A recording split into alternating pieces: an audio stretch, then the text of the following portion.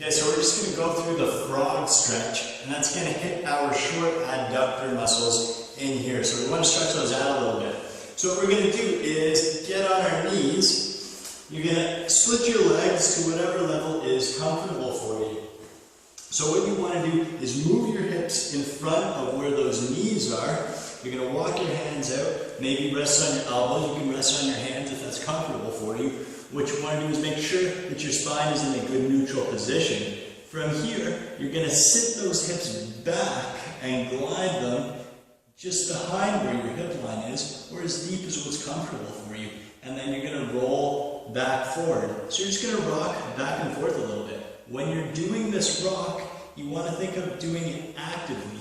So instead of just rocking back and forth using your arms, think of pulling yourself back, squeezing your butt between those knees, and then pushing yourself back forward again.